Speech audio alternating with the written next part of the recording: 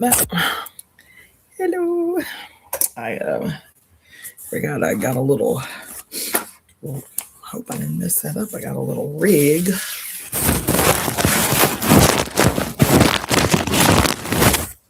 There we go. To hide my screen while I'm doing whatever. Forgot that was on there. Anyway, greetings everybody. I'm gonna have to be relatively quiet because I am doing this live a lot later than I'd planned, which tends to be the norm these days. I sat down at about 6 o'clock to compile a bunch of information to do a live at 9 o'clock. 9 o'clock came and went, 10 o'clock came and went, and so here we are at 11:15. So, but at least I'm here this time. So, as I always say, I have so much to talk to you about. I have so much to talk to you about. I feel like I'm never going to get to it all. So somebody was commenting on my Medusa shirt. Let me just sport it because it was a gift from one of you guys, Sister Shanta J, who is always up on here. She sent me this the day after I was complaining like I do way too much about how I go through pens like water. And the next day in my mail, I got 3 giant box of ink pens. And then the next day she sent me this fire ass shirt. So and then while talking about gifts, I got another one that has sent me the gift itself has sent me on such a catastrophic deep dive. Yeah, the gift, y'all, sent me on a catastrophic deep dive that I've been on for about 2 weeks now. And then I'll put it away and come back to it and put it away and come back to it. But I'll show it to you first. Ugh, braided my hair too tight.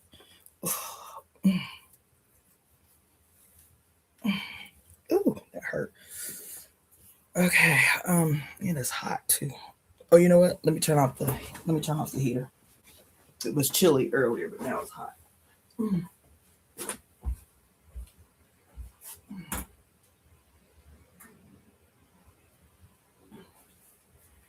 Okay.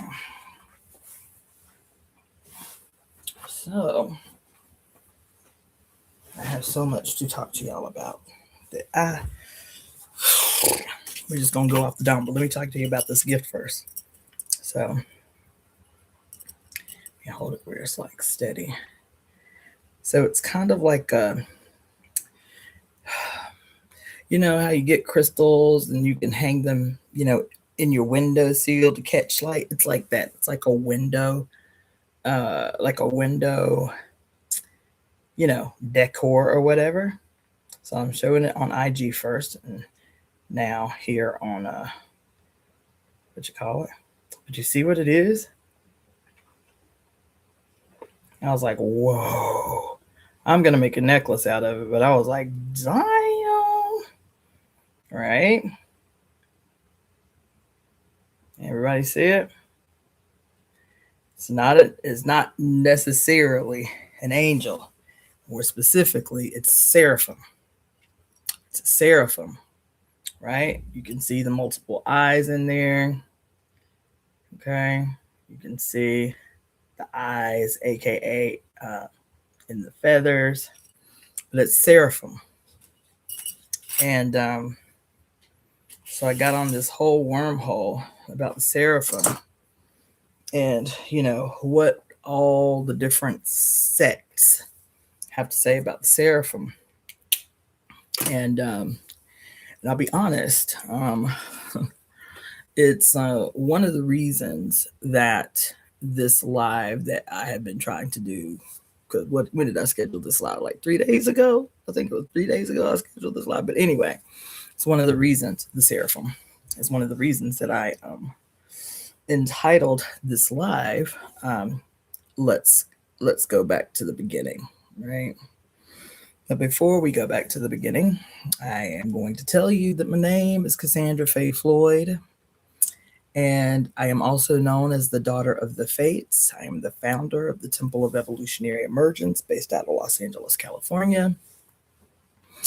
The email for the Temple of Evolutionary Emergence, let's just go ahead and get the housekeeping out of the way, is EvoEmeTemp at EvoEmeTemp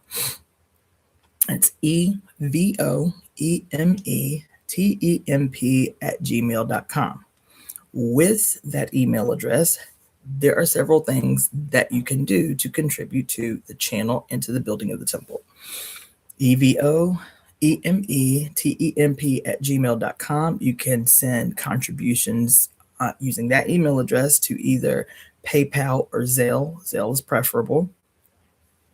Eventually, I'm going to get completely done with PayPal. But for time being, especially for those that live in other countries, for some reason, PayPal is the main one that they could use. So you can use Zelle or PayPal with the email address. Cashapp is $DaughterOfTheFates. That's FATES. Venmo is my name, Cassandra, Cassandra-Floyd. And then you can also use that email address to book a divination. That divination is either 30 minutes or 60 minutes. And so that you can use the email address for. Also, if you want to support the Temple of Evolutionary Emergence, you can go to the Daughter of the Fates, FATES, .etsy.com. That's the Etsy store for Daughter of the Fates. It's DaughterOfTheFates.etsy.com. Right now, I think that's it, because there's a lot that I want to discuss, and I don't want to be up on here all night. So anyway, I will say a couple of things. Oh, thank you so much, Debbie. Double X9 says she's making her monthly donation next week. That's what's up. I do need to do that too. I haven't done it, so I'll do it the next time I do a live. I'll try to do it tomorrow, where I shout everybody out that has made donations. Oh, Shantae, you see my... I was just talking about you before you came up on here. But anyway, so yeah, I do need to shout everybody out that have been making donations. So I'll be prepared to do that tomorrow. I'll just take some time and either print that out or write it down so I can shout y'all out. In the meantime, and then also, you can, for those of you who are tuning in via IG, the YouTube channel is Daughter of the Fates, FATES, or just Cassandra Floyd. Either way, it'll come up. So you can join over there, where you are able to make, what do you call that? Super chat, super thanks, this, that, and the other, or become a paid subscriber to my YouTube channel. Okay, cool. All right. So there is one thing that I want to, what do you call it? Current event that I want to,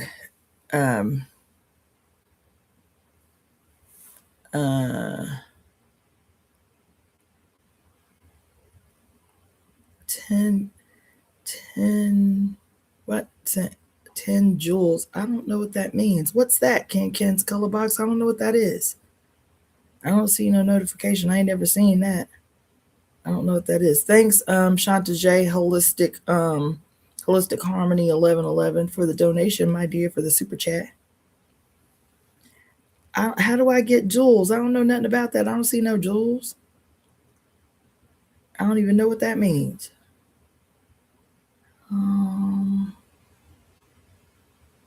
I'll have to look afterwards, because I ain't got no notifications for that or nothing. It says YouTube gifts. I haven't even got no notifications about that. So I have to go. I don't see it. I'll have to go into my settings and see where I can see that. But thank you for that. Thank you for putting me on, because now I have to go and figure out where I can find that at. Okay. All right. So let's go, because I got a lot to talk to y'all about. So first, let me just talk about a current event, because I don't want to get in the weeds. But let me talk about actually two. One is not a current event as much as it is, you know what? Never mind. Just the one. Okay. The one current event. this thing that everybody is talking about with Meg the Stallion and the no name nigga that she just dumped. And y'all know how I feel about Megan the Stallion. Ever since that, I mean, I love her music anyway, but ever since that damn documentary came out, it just yeah, like I love her. I fuck with her, feel me, and that's it. Okay, but when I started looking at not a lot, maybe 3 or 4 videos of content creators who were talking about, how she dumped them and how apparently there are a lot of content creators talking about how there have been a lot of women who have been blaming her or whatever. I'm not really getting into all of that. The it that I'm getting into very succinctly and shortly is I have a theory. I haven't heard anybody else say this, but I have a theory. The theory is, it might just be because I live here in Hollywood, but my theory is, when I first saw the headlines about Megan and her new boo, like my immediate default was give it 3 months. Like, and I never thought about it again. I was like, damn, they cute together, but give it 3 months. And I moved on. Didn't think anything else about it until today, when I started seeing these videos about them breaking up and the context with which they broke up. And what do I mean by the context? I mean, he cheated, makes a declaration about how he don't think he could be monogamous, but only after he has attempted to demonstrate out in the world, you feel me, that he has been getting her to do wifely duties without the title, right? So talking about how she cooked dinner for his family, and she cooked for him, and this and that and this and that. Like, a lot of people were talking about that, like, she Megan the Stallion, but she defaulted right into, I want to get married. And so instead of waiting until I get married to do those things, she do the things, whatever. But even outside of all of that, as soon as I saw them together, I said, give it 3 months. I said, why did I say that? 3 months. I said, give it 3 months. And I'll tell you why I said that. They lasted a year. But I'll tell you why I said that. Is because of this theory that I have. I have a theory that for some time now, for a good long while now, there is I feel like there is a plot to create an ongoing succession of humiliation rituals specific to Black women. I'm gonna tell you why. Because when people talk about humiliation rituals, typically, they're talking about all kind of crazy shit, right? But like, this is how supposedly those that are in power, those that own and control Hollywood or the machine or whatever, can, it's like they say it's a part of a ritual. You feel me? Like, it's a part of a plan to get people to comply. They got something on them. They caught them on video doing something fucked up, whatever. But the reason I say specific to Black women is because, and I have a theory about this. I might have to do a whole live about it. I'm like, why are there no Black women? Like, really? I'm talking about Black women who we've always known. There's so many dynamic Black actresses and Black musicians, Black female actresses, Black female musicians who have for a long time proliferated popular culture. All of a sudden, it's like they all disappeared off the face of the planet. I'm like, why Taraji P. Henson ain't in some shit every 3, 4, 5 months? Why is What's all the cute sisters from the 90s who ain't aged today, all the sisters that was in Waiting to Exhale, all the sisters that was in all of the good movies of the 1990s, where they all at? They all still live here in Hollywood. Hell, where the hell is Issa Rae? She had this big old booming explosion of awesomeness, and then all of a sudden her ass is in my A. I'm like, what the fuck is going on with the complete and total absence of black actresses anywhere, okay? Like, why aren't they, like, what's the girl name? Michelle Pfeiffer. This girl old. I'm like, why they just pull her out of nowhere to do another movie? All these white boys who can act until they 90 and every year got a movie. Every 2 years got a movie. Every two. I'm like, y'all can't find no more white boys to play these roles. Y'all got to pull the same white boys out. Every time you turn around, they got a role, right? But all these black actresses that still live in this city, and they are just gone. You just don't find them, no, not even in goddamn commercials or nothing. I'm like, where the hell are the black women at? And all of a sudden, for about the last maybe 8-9 years, but yeah, about the last 8 years, you've seen this tendency of really like highly sought after, highly what's the word I want to use? Like a certain what's the word I want to use? A certain it's 11 and now my brain is fried. I'm trying to be okay. A certain like quality, a certain gravity, a certain like quality and gravity of both black female musicians and black female actresses. Like they have to be way up here. You feel me? They have to be big. They have to be in their prime. They have to be in their peak. They have to be in their moment. You feel me? And then all of a sudden, while they big, while they doing their thing, while they in a crescendo, you feel me? All of a sudden, out of nowhere, some Mr. Somebody, you feel me, comes and sweeps them off their feet, you feel me? And the Mr. Somebody that comes and sweeps them off their feet every single solitary time is like somebody that, even if they got a name, ain't nowhere even close to where she is. Ain't even in the same category, nowhere near the same category. And too many of those times, not only are they not in the same category, they are, dare I say, surprisingly hood ass, thug ass niggas. And I quotes, okay? Because the stereotype is so deliberate, strategic. I'm like, it's so deliberate and strategic.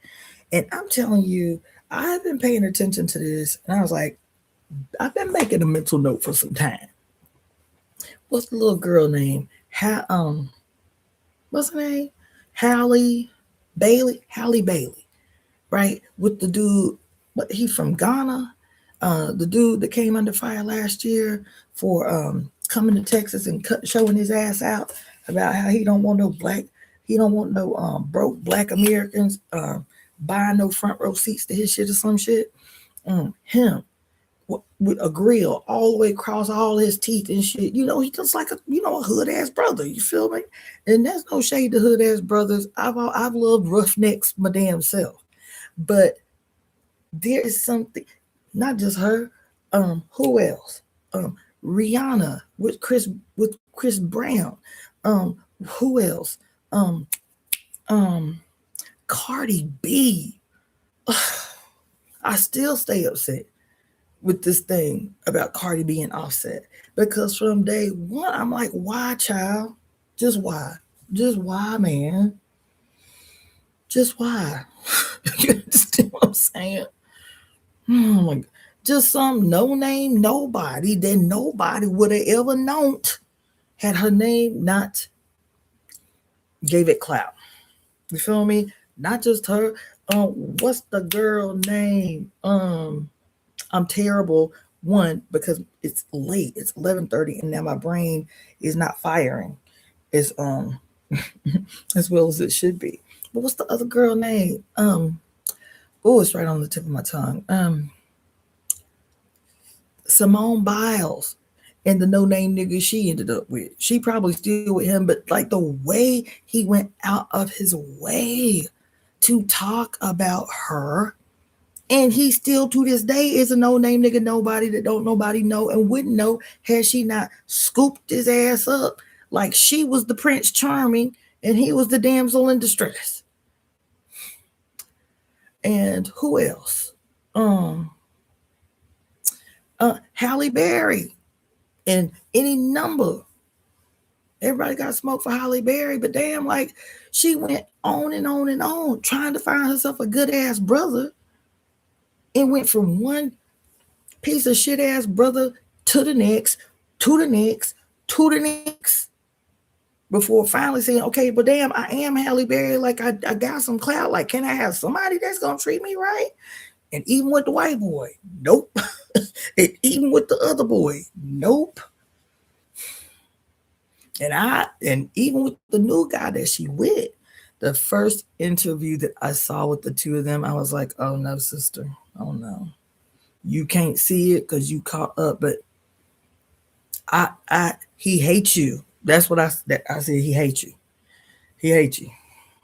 You know what I'm saying? That first interview I saw with the two of them, I was like, oh my God. They're doing this shit on live TV. Oh my God. You know what I'm saying? And then I'll be honest, it ain't even started with them. I mean, this is just the new iteration of the phenomenon. You feel me? But like just women, man, who were giants. And this perpetual narrative that I am certain is a deliberate, strategic construct to make sure to perpetually check Black women's genius. Y'all bitches can't be too much. Y'all bitches can't get too big. Let us send some low life-did ass motherfucker to come and sabotage your shit. Because don't nothing sabotage a bitch quicker than her heart being broken. And then on top of that, for her heart to be broken in fucking public, in broad daylight, in front of the world. Can't nothing do that. Can't nothing fucking destabilize and knock a bitch off her square quicker. And God forbid it. And God forbid he can lay pipe. Because that's another level of despair and dismay. You know what I'm saying? And so this most recent iteration of the shit just feels like an op to me. That's what it feels like. It feels like a motherfucking op. I mean, the primary grand coup d'etat of the shit is Whitney Houston and Bobby Brown. It was like this nigga made it his life purpose to sabotage her. That's what it felt like. It felt like the only reason he entered her life was to sabotage her. And so she and her daughter are dead and his ass just out in the world soaking up sympathy. She and her baby gone. No progeny. That shit is deliberate. You have me tell it, it is deliberate. It is deliberate. It is deliberate. And so when I heard today that Megan Thee Stallion had to ghost this chump, and fortunately she got out of it unscathed. And I'm not unscathed. I mean, I'm sure her heart is broken. She out in the world by her motherfucking self. Everybody she know dead. Everybody she trusted dead. And her trying to create a new family in the midst of fucking pariah. I feel for her. I told y'all that when I saw that damn video. I was like, this girl need a goon squad. She need a spiritual goon squad. That's what she need. You understand? She need a spiritual goon squad is what she need. And you know, but that's what it felt like to me. That's what it felt like to me. That's what it felt like to me. You know what I'm saying? Bless her. That's all I'm gonna say about that. But I am convinced, and I'm convinced it ain't these men. I'm convinced it's not these men. This imbalance in these relationships, these low lifed motherfuckers that these sisters be choosing. Um, I'm convinced it's ops. I'm convinced it's the city. I'm convinced it's wealthy white men of power. That's what I'm convinced of. I'm convinced of it. I'm convinced of it. And a very specific type of wealthy white men of power. White-skinned men of power, if I can be strategic about what I'm trying to communicate. White-skinned men of power that own and control Hollywood and the music industry, that are always looking, always peeping the terrain for some black woman who's getting too close to epic, who's getting too close to big, who's getting to slide some low life the motherfucker and go woo this bitch. Go woo this bitch. Go woo this bitch in about 3 months, about 6 months, create some controversy, you feel me? So that you can keep her from not getting too. And I'll be honest, not to say anything bad about the sister. Live your life, live your best life. If it can be your best life. But Rihanna and what's the dude name she with? Whatever his name is. I ain't never heard a single song from this dude, but y'all got it. But this guy, man, I've heard him say shit in interviews. I'm like, that's not hood. Because people say, oh, it's just a cultural difference. No, the fuck. No. Because most of the black men I've ever dated or been in a relationship with, as a matter of fact, all except one, were hood ass niggas. That's my fucking weakness. It has been in the past, at least. Hood ass niggas. And when it wasn't black men, even with the white dudes I was dating, it was roughnecks. It was fucking bikers. The shit that we women be, like our ancient brain. You feel me? The brain is like, oh, he got some scars. He got a deep voice, and that like kind of deep, ancient chemical thing. You feel me? Like, oh, he can fuck up some shit if I need him to. You feel me? All of that. If the Asian dude, 2 Asian guys I dated, they were all roughnecks. I was always seeking out a goddamn roughneck. Always intrigued by scars on a nigga face and shit. You feel me? And so I get it. I understand why that shit is attractive to women. But at some juncture, and then I did the extreme opposite when I got engaged. I was like, okay, no more roughneck shit. I'm a grown up. You feel me? These motherfuckers is not reliable. We do not live in some place where they got to come and defend my honor or no shit. So them scars and all that deep voice and all that shit is irrelevant. Let me go out here and get a grown up. And that didn't, and even though he was a grown up, did all the grown up things. Child, please. I digress. I digress. When that dude, when Rihanna's husband, I don't know if they married or if they just living together. They yes, all the way down the line. Yes, all the way down the line. Thank you very, very much, Power Kismet. Yes. You know what I'm saying? But particularly this thing with Rihanna, because now they have babies. You feel me? Same thing with Cardi B. Now there are babies involved. You feel me? And to see, especially with Cardi B, that shit was hard to watch. This girl, banked everything on this nigga. She really, really did. And I have been that woman. I have seen that woman so many times. We believe in our men so much. So I don't want to hear no bullshit about how black women don't show up for black men and don't love black men and all that shit. I'm seeing too many, way too many brilliant, big-hearted, giant-spirited women literally fold themselves in half to make themselves smaller than the men that they were in love with, as to not intimidate them and to still show up 200% for them to get the bare minimum in exchange. To bear children for these motherfuckers. I've seen too many women, man, destroyed, literally destroyed, trying to show up in every single solitary possible way. And so I don't want to hear it. And then I'm listening to this nigga talk about Rihanna. And she laughs it off because, he's like, that's just hood talk. That's just hood lingo or something like this my bitch or some shit like that.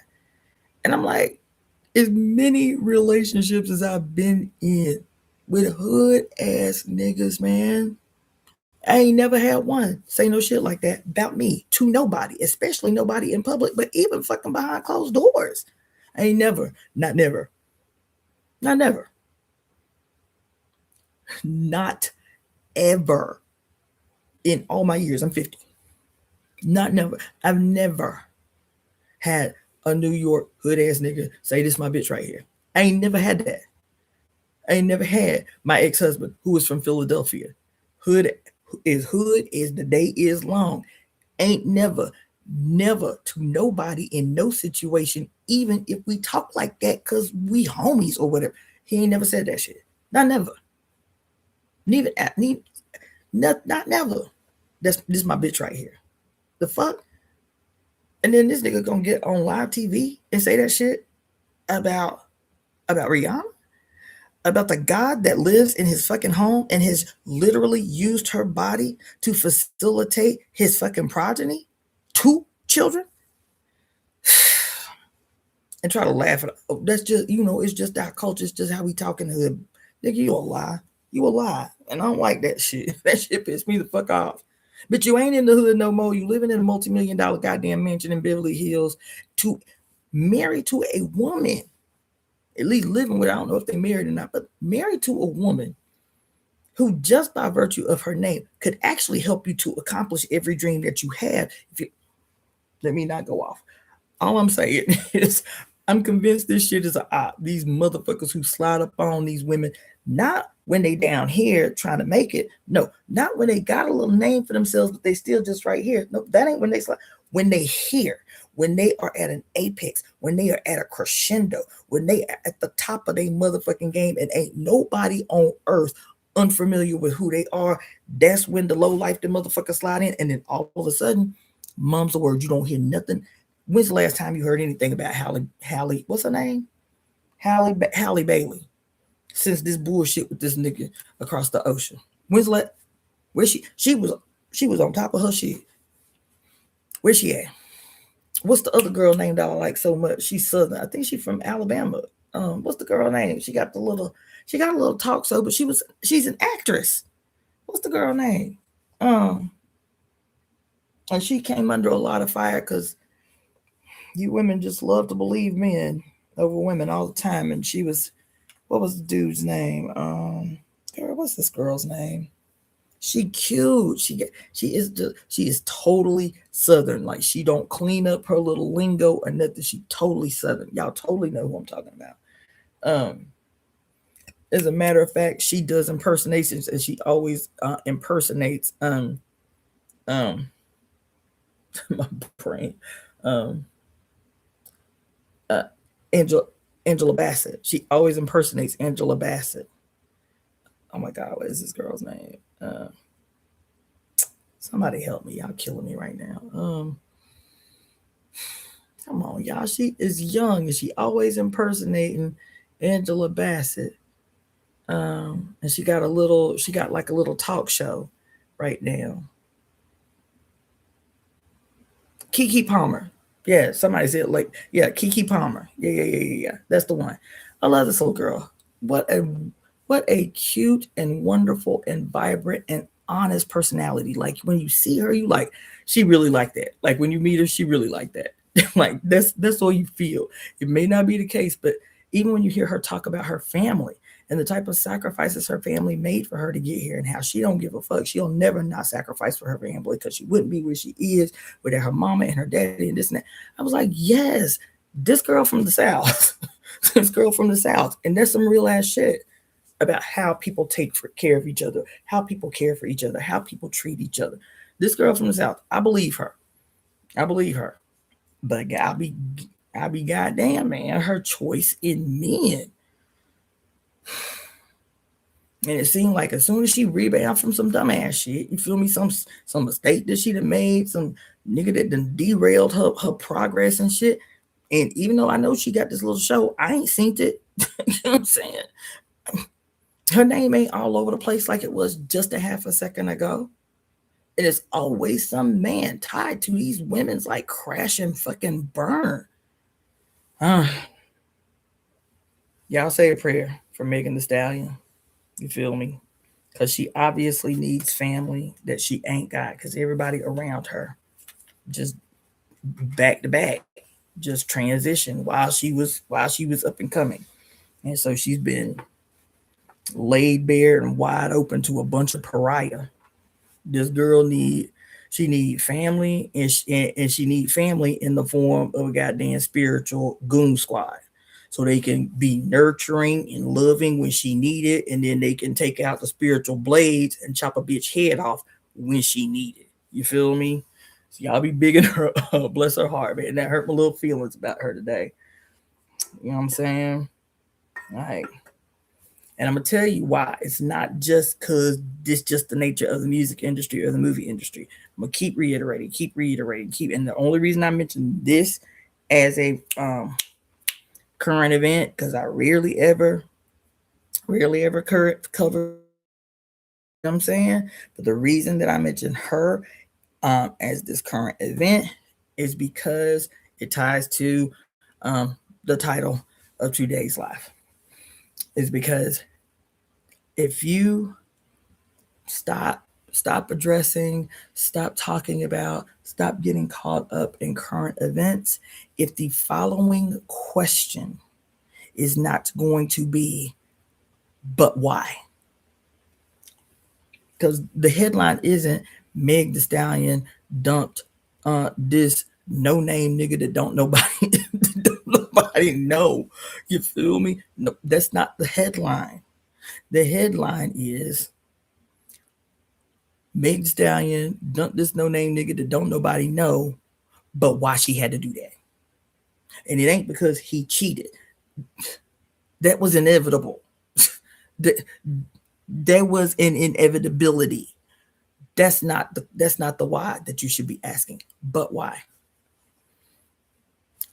Keke Palmer and whatever low life that motherfucker it is for her, but why? Run down the list, brother. Power Kismet here ran down. You know what I'm saying?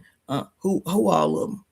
Mary J. Blige, Tina Turner, Josephine Baker, Lauryn Hill. What's her name? Sarah Vaughan, Nina Simone, Aretha Franklin, giants. God's walking. Not only just God's walking, the perpetual evidence that God is real on earth, walking and living and breathing among us. God's walking. God's walking. But why? But that has to be your question, especially if it's some black woman in the goddamn headline. Why? Why? But why? But why? But why? And I'm going to tell you something. I know somebody going to be mad about it, but I'm still going to say it. The thing with Cardi B, I know so many people, so many of us, even say what you want. She got a problem, and that's what I was going to get to. With Cardi B, so many of us have legitimate beef with Cardi B because she has shown on several occasions, she has demonstrated that old bullshitting ass Dominican Republic identification got y'all fucked up in the brain. until your ass is treated like a nigga. You feel me? Then you remember, oh shit, I'm just black enough, and I happen to be a woman on top of it. But these motherfuckers do really be trying to play with my life. You feel me? And I can still recognize when a woman is wrong and still empathize with her and still know exactly why her ass got attacked, why her ass got knocked down, why this Negro went out of his way to humiliate her, showing videos of her in her night clothes, like the clothes she wear when she comfortable with, her little thing on her head and her little robe, cleaning this nigga's house after they done broke up, and he wants to make sure that she is thoroughly humiliated. The mother of his children, man. Look at this bitch. Like she's so desperate for some dick. She'll just come over here and clean my house. I was like, oh my God. Oh my God. For this woman, and see, for him, he can sever that tie like that. You see what I'm saying? He could sever that tie like that and humiliate her. And nobody ever say, well, why would she even go over there like that? Because love is something different, seriously, deeply different for a woman in general, and for a woman who has crafted human beings in her body for some fucking man, still holding on to this idea that maybe it can work and my babies can have their father, and have that shit is deep. And it was so violent what he did. It was so wretched. It was so violent what he did to that woman. It was really violent. It was really disgusting.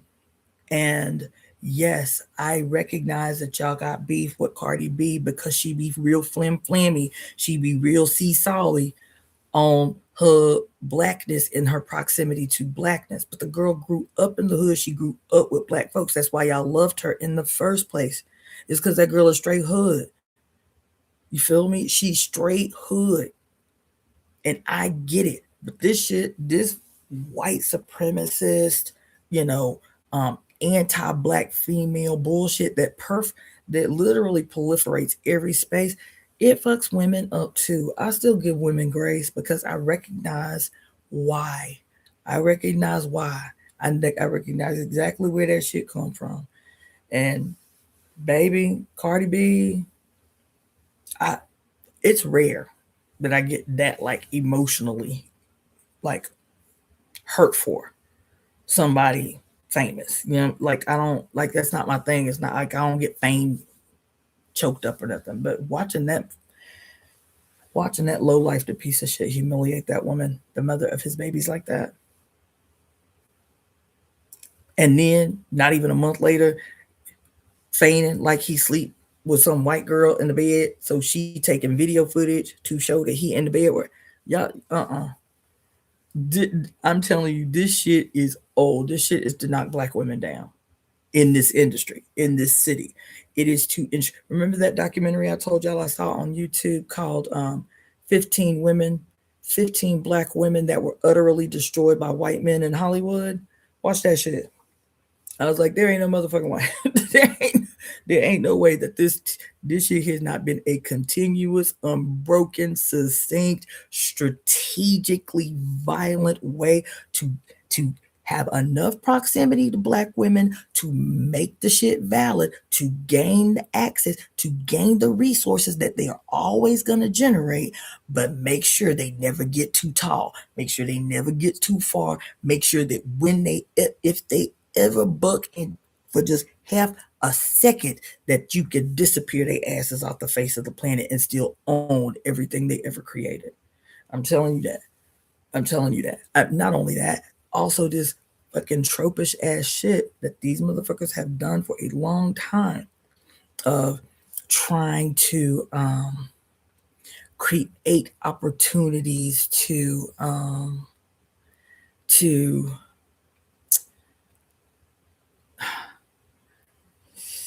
like what's the word I want to use, man? To like ooh, to mutate to mutate, like your ass is in a goddamn house of mirrors, to mutate and pervert the beauty of Black women. You see it over and over and over again. They did it with Aretha Franklin. They tried so hard to do it with Patti LaBelle. They did it with Diana Ross. They did it with Nina Simone. This way that they try to skew the collective view, literally by trying to like make Black women who are gorgeous appear less attractive. A primary example is Whoopi Goldberg. Her whole life, they have placed her in these films, placed her in these roles, never given her roles where she could shine like the gorgeous motherfucker she was. I'm looking at pictures with no makeup on of Whoopi Goldberg when she was in her 20s, when she was in her 30s. I was like, holy shit, this girl was gorgeous, like fine, like supermodel gorgeous. Every role she in, they trying to mask her up. They trying to, dumb down the features that made behind closed doors. She ain't have no problem snagging niggas, snagging wealthy ass men who's always creeping, trying to get at her, get next to her, and shit. She always said that. I ain't never had no problem pulling no nigga. But it was because she was fine. But you would never know it looking at her goddamn catalog of movies. Why they did that? You know what I'm saying? And they do it often so much that you don't even think about it until somebody calls your attention to it. Like, why they do that? You know what I'm saying? Anyway, I didn't mean to talk about that long, but that shit had my little feelings hurt today about Megan Thee Stallion. Because she's my one, because she's my daughter age. One is because the girl is my baby's age. And I just think about my baby, like being out in the world by herself.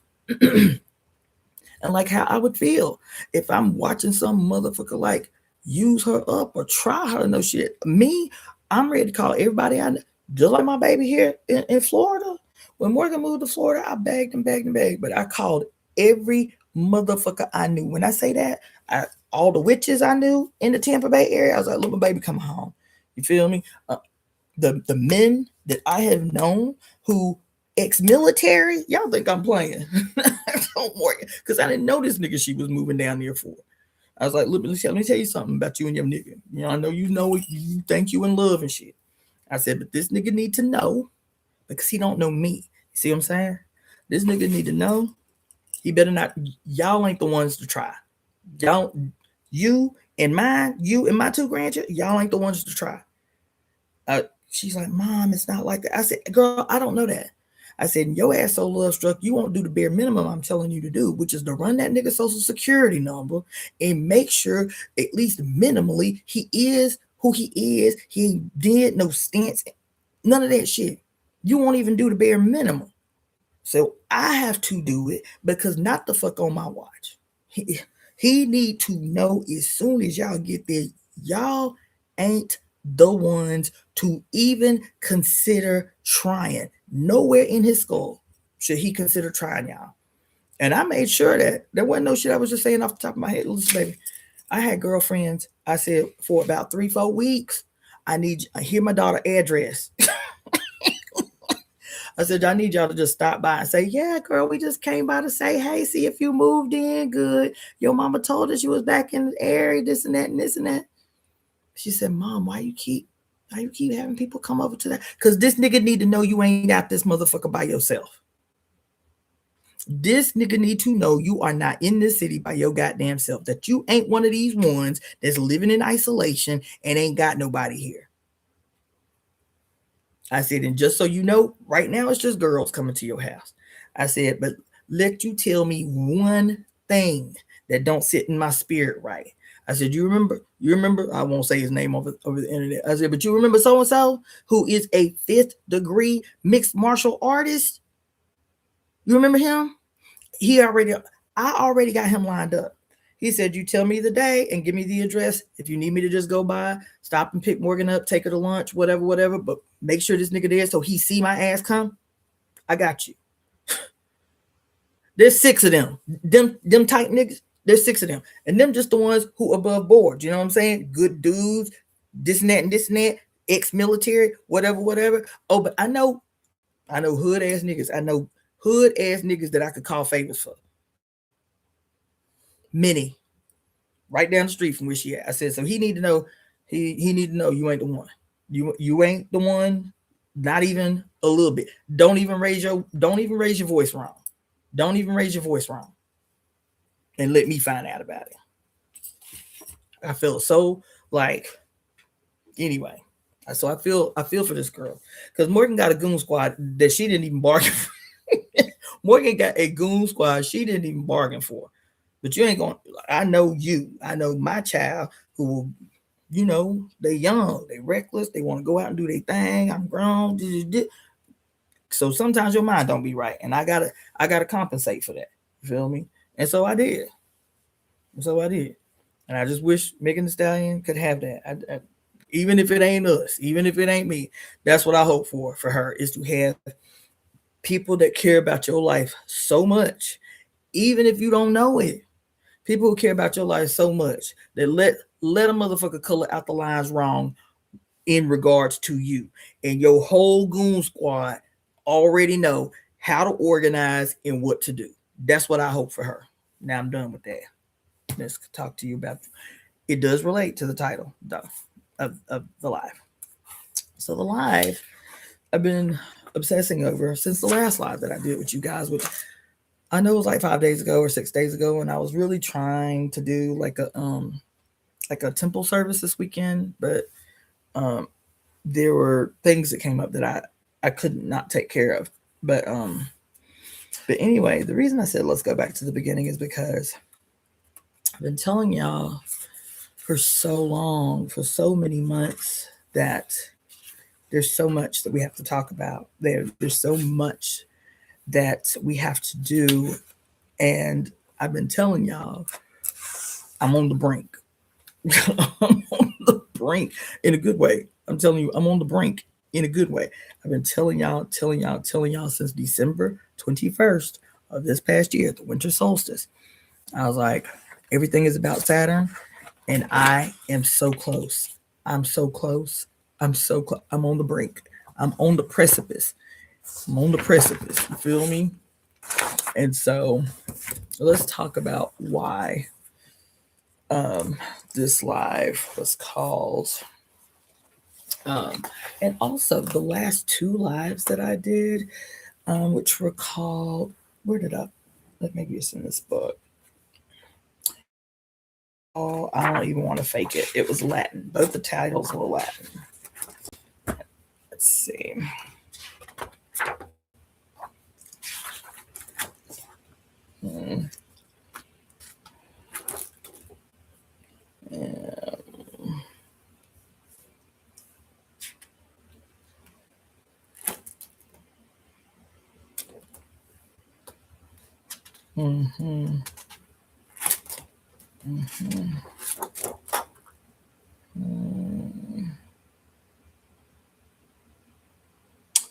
Ooh.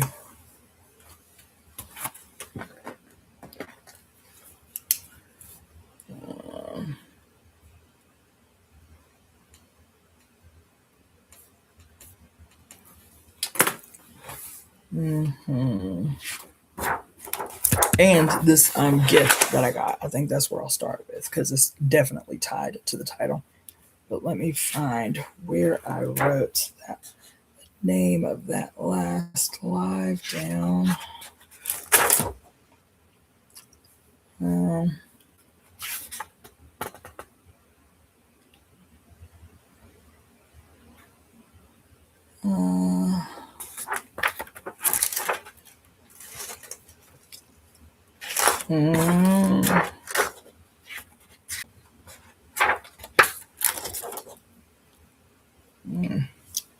These are all notes. These are all notes I'm freaking rolling through page after page. I told y'all this shit is crazy.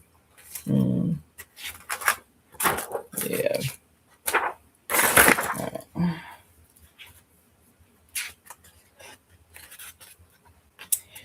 While I'm talking to y'all, I was listening to this girl literally right before I got on here. I don't remember her name. I'll put it in a post or something, but she was doing she did a long ass piece, like 3 hours long, on Octavia Butler and comparing Octavia Butler to, quote, how white men write sci-fi. So Octavia versus white men writing sci-fi. It was good. She did good. She did good. Yeah, man. I'm telling you, I got so many pages. It's crazy. And she did it. She chose 3 Octavia books to compare to 3, quote, modern sci-fi, a modern sci-fi film. And hold on just a second.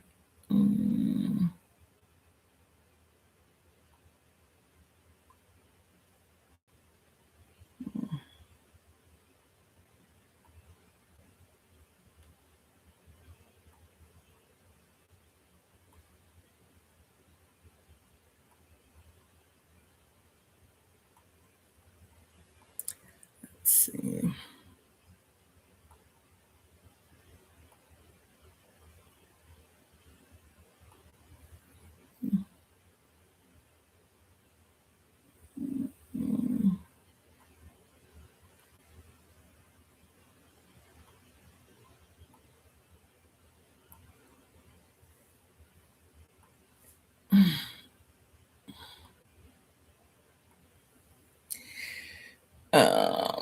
Okay. And she was comparing those 3 Octavia Butler books to the Avatar movies, the 3 Avatar movies that's come out so far, the 3 Transformer movies, and the first 3 Alien movies. This girl is good. This girl is good. Let's see. Ew. Oh, I got so many freaking notes. She was crazy.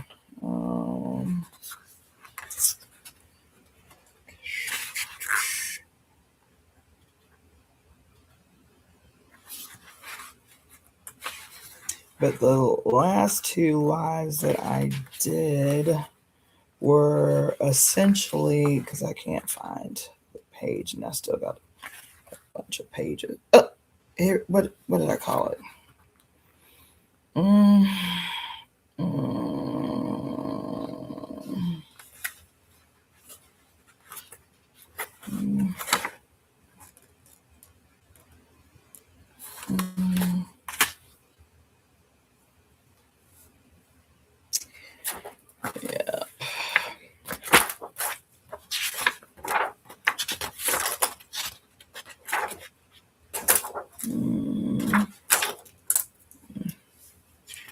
Yeah.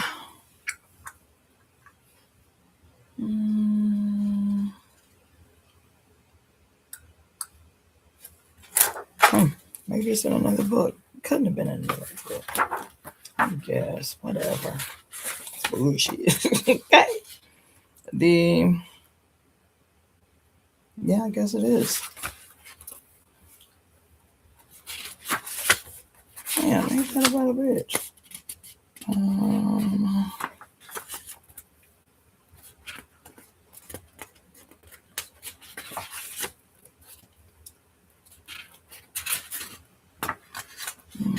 Yeah, I guess it is. Okay. I didn't. Yeah, I guess it is. Damn it. There's that other book.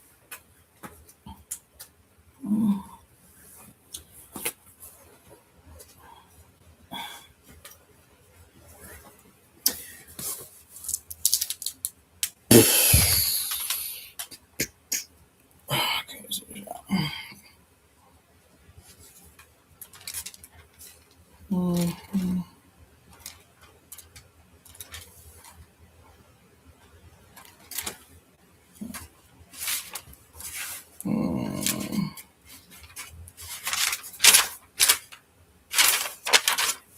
lion. Damn, where did I write that at?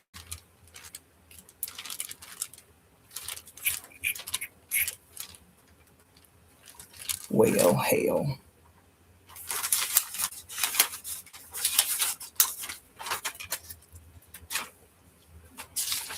Oh, thank you, Power Kismet. Yo, I still need to find it. Like, what the hell, man? But Power Kismet wrote it down for me. It was Finem Cotus Solis Invicti Nunc Salutamus. That was the name of it. And ew. Yeah, that was the name of it. But I had a whole bunch of freaking notes around that. Okay, so let's go. Let's go. All right. So let's start with this little gift here, which is, I told you, the seraphim. Okay, a seraphim. All right. Now this little thing here has been in so many movies and so many stories. As a matter of fact, the one that I was thinking about most recently was the movie Knowing by Knowing with starring Nicolas Cage. And there are two scenes in the movie where so the name of the movie is Knowing, all right? And in this movie, it is supposed to be one of those like apocalyptic end of the world scenario type of movies. Nicolas Cage is a physicist. He's a professor of physics at this college, and he is taking care of his son by himself because his wife died in a hotel fire. All right. And he comes from a very, very, very religious family. And because he grew up so religious, he thought that if somebody close to him died, that he should be able to like feel it or intuit it or something. And he didn't. And so he was mad at God. And so he was strictly science. Meanwhile, whatever. Okay, so there's a scene where there's two children that are featured big in the story. There's a little girl and there's a little boy. The boy is his, and the little girl is to this woman who had a mother that played a big role in this movie. All right. And both the little girl and the little boy keep talking about how they're hearing whisper people. That's what they call them. Whisper people. Okay. They keep hearing the whisper people. Now, Nicolas Cage's character feels like it is something his child is hearing disabled. He wears a hearing aid. And so he thinks there is something wrong with the child's hearing aid, that he keeps hearing these whisper people, right? Long and short of it is, there are two different scenes in the movie where when the whisper people start whispering in the children's ears, they kind of go into a daze. They kind of like, they're in a waking sleep almost, right? And when they're in this waking daze, they start writing. They just start writing, right? Both different times, the children draw the same image.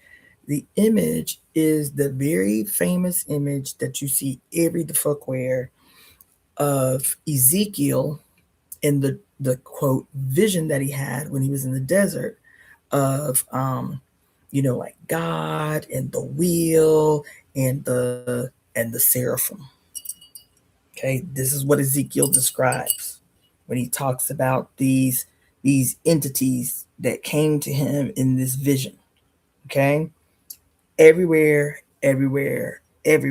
this famous image of Ezekiel and the seraphim.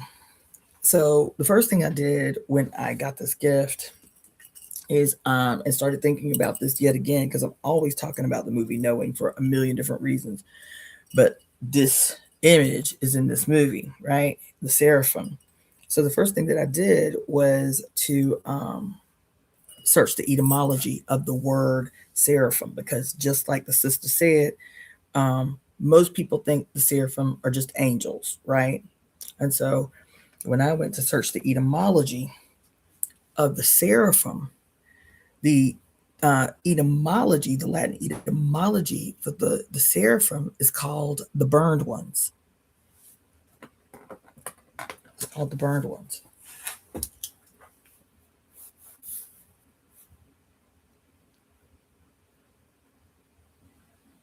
Shoot, what is it called?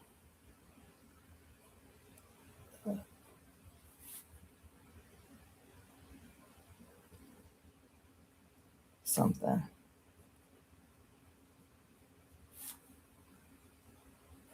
There's a show that I watched several times. Oh dang, I forgot my damn phone was about to die. Let me go plug my phone up. Hold on just a second. I might have a plug over here.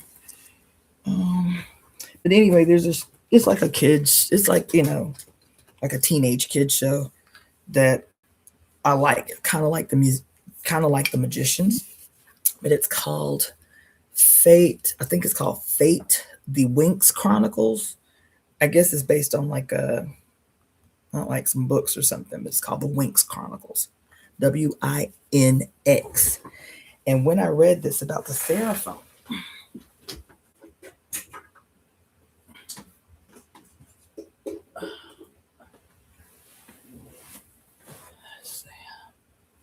yeah, when I read this about the seraphim, that was the first thing I thought about was this little show.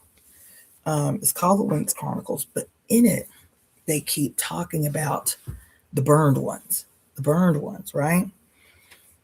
But the thing that is crazy, the other thing that I thought about was when I was telling you guys that the etymology for the word white and the etymology for the word black is almost inverted, like in terms of our understanding, right? That black, that the word black, the etymology for the word black is actually the basis for the word blanca or blank or bleached. The word black. Get the hell out of here, Nina La Negra. What is that? Iliro. Hopefully I ain't butchered that. But that's crazy that you said you just watched that last night. But in it, they talk about the burned ones, and I started thinking about the etymology of black and the etymology of white and how they're inverted. They're inverted. As a matter of fact, I should talk about this. Let's talk about black and white really quick to give you some context, okay? So and we'll do this the way I always do, is with yin and yang, all right? So in yin and yang, right? Okay, when they're talking about the harmony of opposites, just walk with me real quick, but put your hearing aids on, okay? When they're talking about the harmony of opposites, right? And that in any kind of like disharmony or anything like that, they can consume one another. They're called mutually consuming, right? And if the consumption is bad enough, they can actually transform into the other. Okay, now let me explain what this means in real terms, not in like not in metaphor, in real terms, in the real world, in medicine. Look at this, like this is my diagnostic tool, this is the medicine. Okay, what this means, you are literally witnessing in real time where white can become black and black can become white. Oh, wait, white can become black and black can become white because they are mutually consuming. They are mutually beneficial, whatever, depending upon whether there is a disharmony present or not. We know that this is scientifically true. Why? And it's still based on our relationship to the environment. Okay? The first story that we tell, right, is that everybody on the earth has, at least living now, has a mutual ancestor who y'all call the mitochondrial Eve who was black in sub-Saharan Africa, right? And that everybody that is and could be are her descendants, okay? Then we are told after a long period of time, and there's a bunch of people on the earth, that there were some black people in sub-Saharan Africa, and they migrated up to the northern part of the earth. And when they migrated up to that northern part of the earth, they happened to do so at the beginning of the last ice age. And because they were so far away from the equator, and the ice age happened, trapping them in this colder region where not only were they not getting the same exposure to the sun they had been getting, but now they are surrounded by ice and shit, that the black became white. Don't we tell that story? Don't we talk about that's how white people came to be? Is they got trapped. There was some black folks that got trapped in the last ice age and they turned white. Why? Not because of magic, because they were too far away from the sun and access to the sun during a period where that part of the world froze over. Okay? And that scientifically, if you have melanocytes and you do not use the melanocytes, how do you use the melanocytes? Take your ass outside in the sun. If you do not use the melanocytes, they will atrophy. They will atrophy like any other part of your body would. If you don't use it, your body perceives you don't need it. It's energy wasted trying to make it work when it won't work. And so it will atrophy. Okay?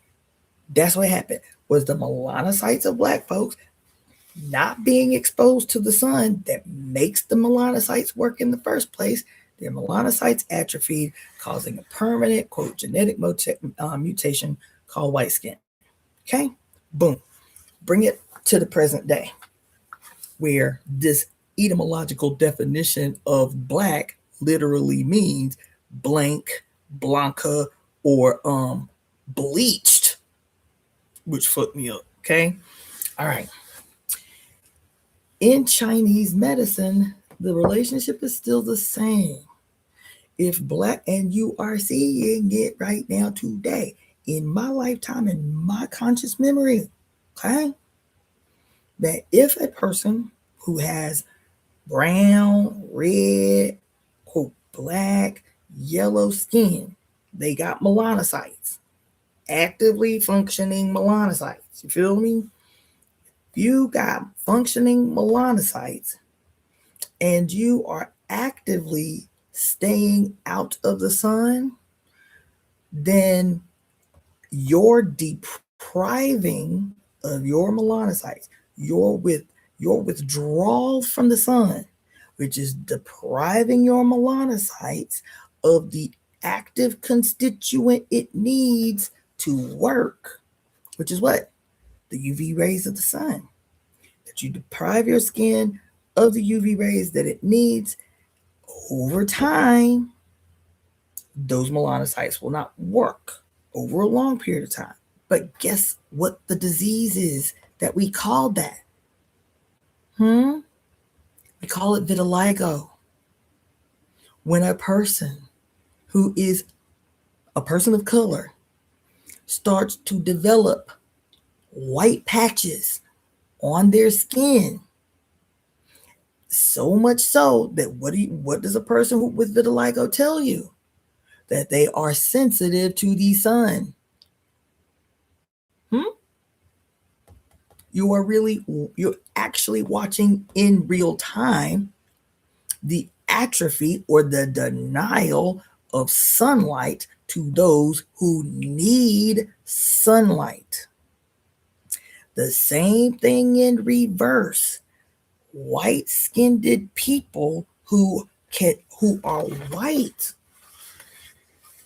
they are white because over time their melanocytes, everything that they needed from the sun, they were able to get. This was evolution for them. In an environment that did not provide them what they needed, which was sunlight, their bodies, their skin and their blood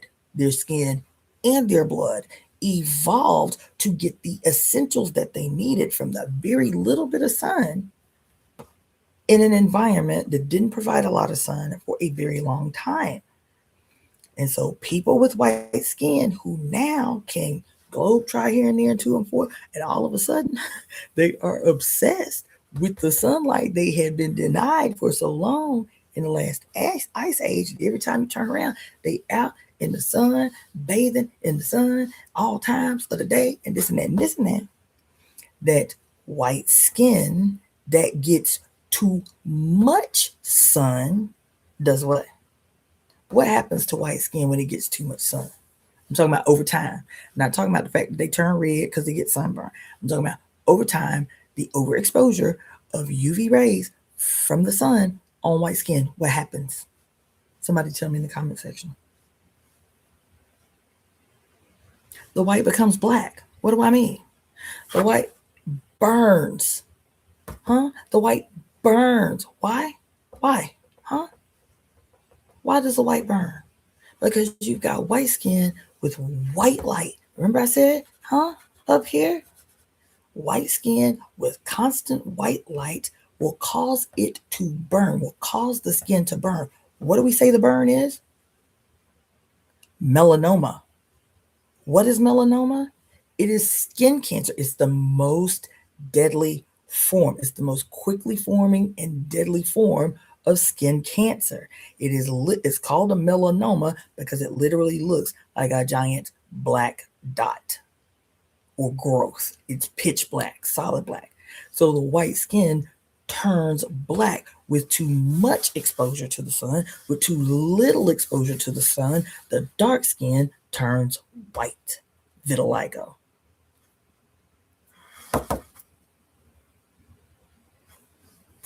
The theory says that if the imbalance or the disharmony goes on too long, that white will become black and black will become white.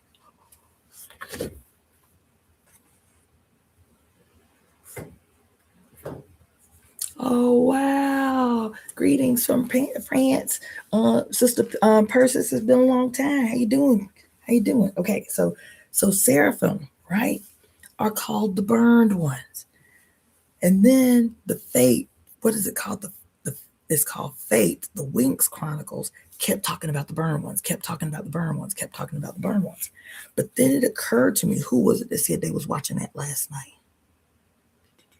Okay, Nina.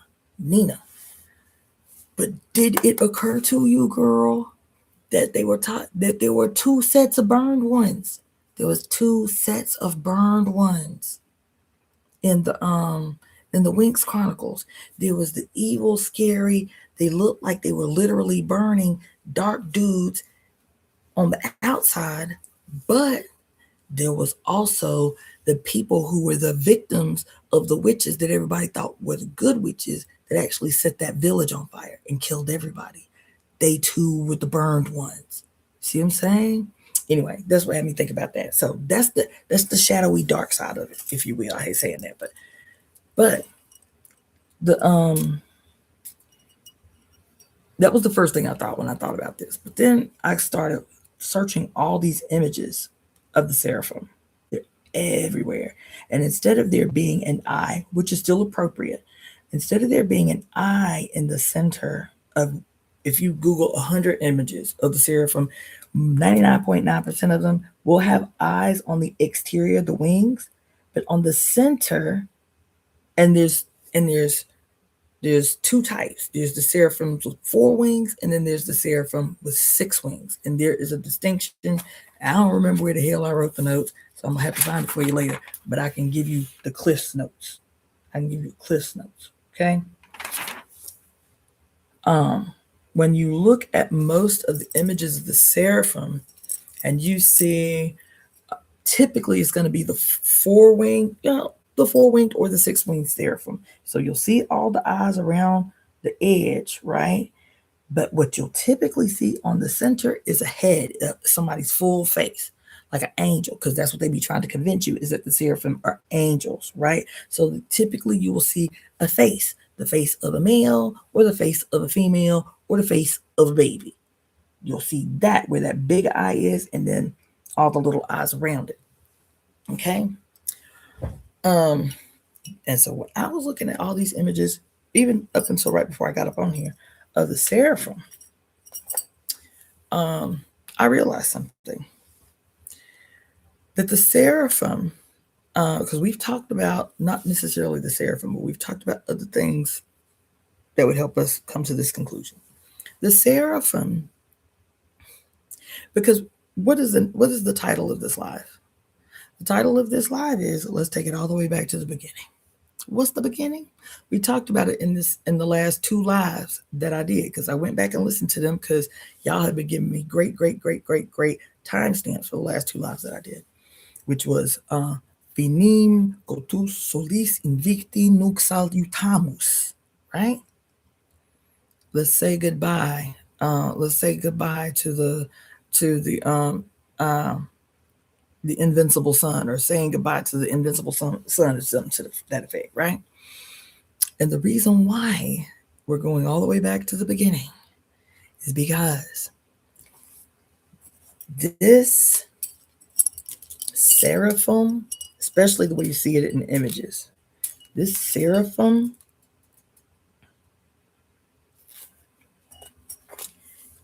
is you, your mama. The wings is your mama's. You feel me? The head that's always in the center of the wings is you. The seraphim is you. All of you. All of you. The angels is your mama. The seraphim is your mama.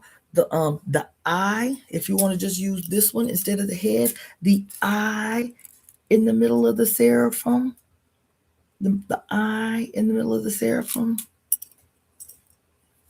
that's the hidden one. That's what they call it, the hidden one. What's the hidden one? The same thing that this book called it. Hold on.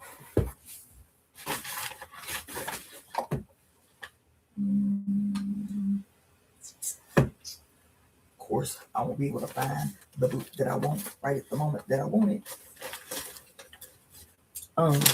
But that eyeball representing the hidden one is your mama's clitoris.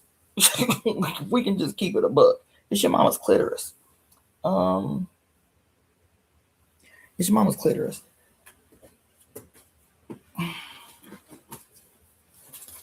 Why would I have the audacity to say that? As a matter of fact, when I say, let us take it all the way back to the beginning, remember last week I was going to get into it. For some reason, I didn't. Oh, because of time. Let's see. Let's go back to Janet. Let's go back to Revelations. Oh, it was Revelation 6, I think. No, it was Revelation 1. It was Revelation 1. Yes, verse 8.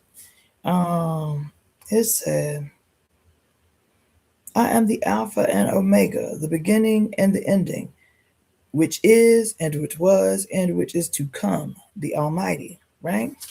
And then some time ago, we went all the way back to the last chapter of Revelation. Because remember, I was going off on this thing like, man, maybe that's what we got to be doing, is reading the Revelation, reading the whole Bible from the back, from the back to the front, as if Revelation is the first book in the Bible and not the last, right? And I said, okay, well, let's start all the way back at the end of Revelation.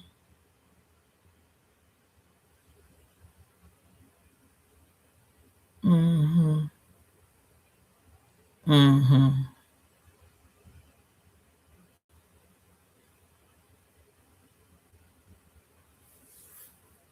Mm-hmm. Ooh.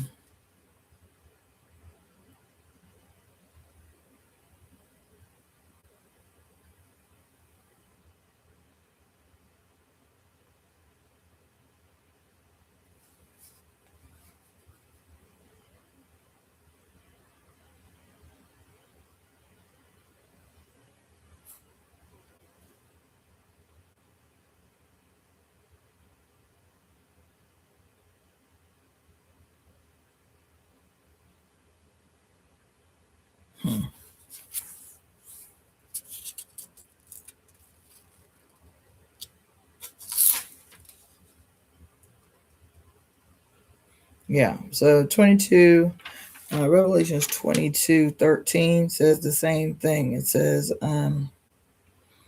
behold, I come quickly, and my reward is with me, to give every man according as his work shall be. I am the Alpha and the Omega, the beginning and the end, the first and the last. Right? Um. Hmm.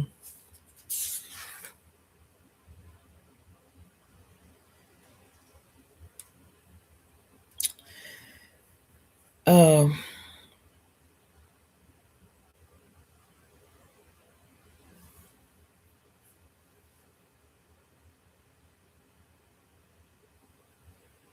Yeah. Hmm. There's Oh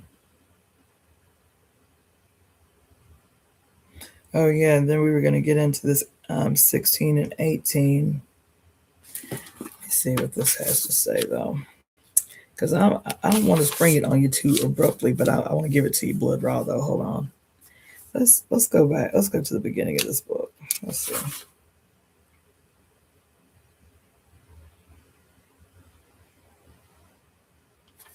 All right. In the beginning, God created the heaven and the earth, and the earth was without form and void, and darkness was upon the face of the deep.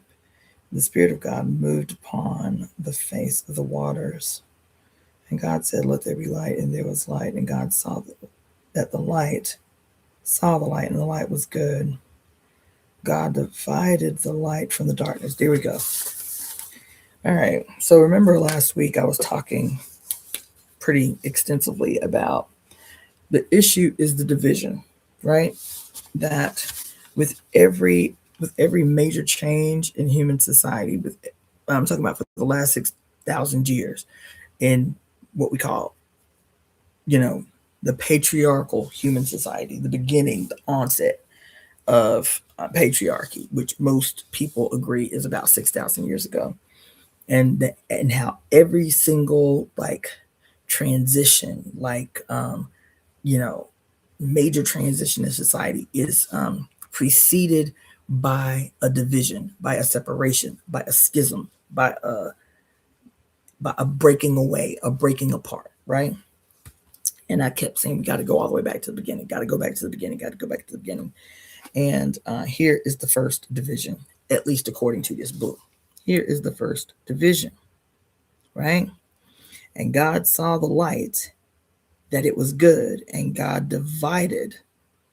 Here's the first division: divided the dark, divided the light from the darkness. And God called the light day, and he called the darkness night. And the evening and the morning were the first day. And God said, "Let there be a firmament in the midst of the waters, and let it divide the waters from the waters." That's the second division. I got goosebumps everywhere. Holy shit.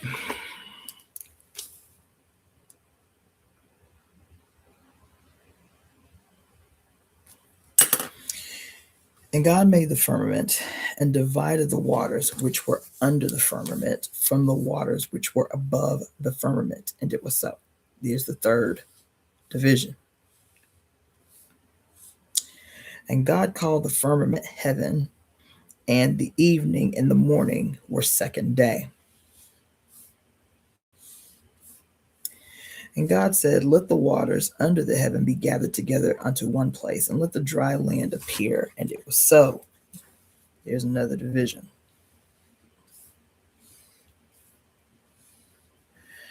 And God called the dry land earth, and the gathering together of the waters he called the seas.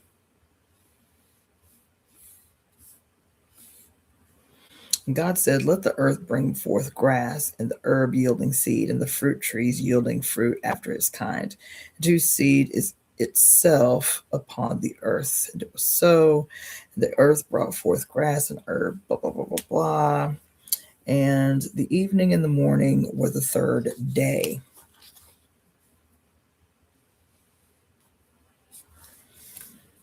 And God said, let there be lights in the firmament of the heaven to divide the day from the night, and let them be for signs, and for seasons, and for days, and for years.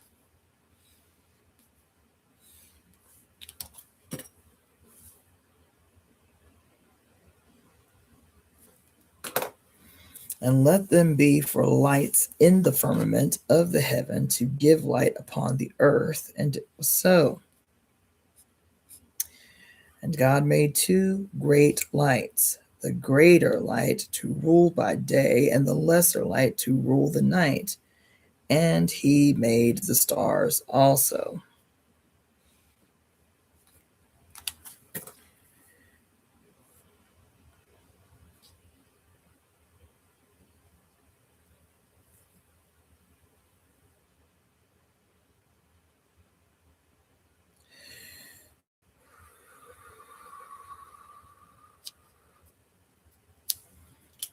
And God set them in the firmament of the heaven to give light upon the earth, and to rule over the day and over the night, and to divide the light from the darkness. And God saw that it was good. And the evening, and the evening and the morning were the fourth day. God damn. Okay. Listen, y'all. It keeps saying, let me mark how many times it says this. Okay, it says, and the evening and the morning were the first day. Number one.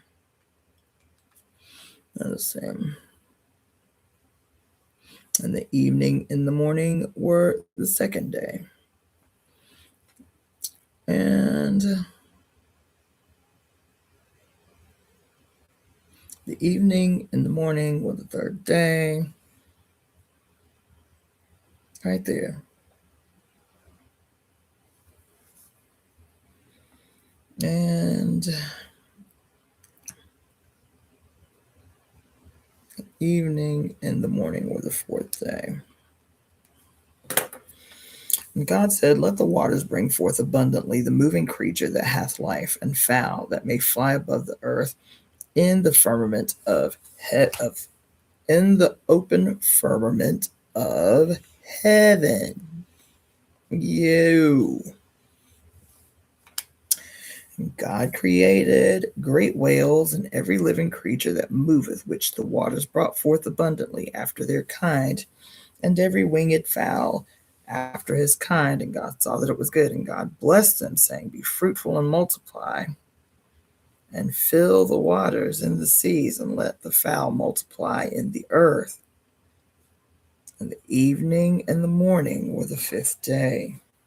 And God said, let the earth bring forth the living creature after his kind, cattle and creeping thing, and beast of the earth after his kind. And it was so. And God made the beast of the earth after his kind, and cattle after their kind, and everything that creepeth upon the earth after his kind. And God saw that it was good. And God said, let us make man in our image, and after our likeness, and let them have dominion over the fish of the sea, and over the fowl of the air, and over the cattle, and over all the earth, and over every creeping thing that creepeth upon the earth. So God created man in his own image, and in the image of God created him. Ew, fuck. Shit.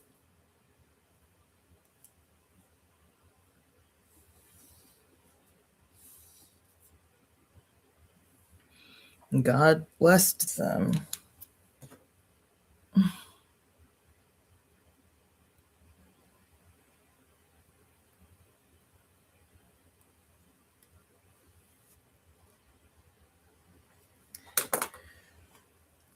It says, so God created man in his own image, and in the image of God created he him.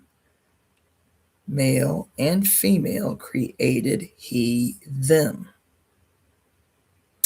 And God blessed them, and God said unto them, Be fruitful and multiply, and replenish the earth, and subdue it, and have dominion over the fish of the sea, and over the fowl of the air, and over every living thing that moveth upon the earth.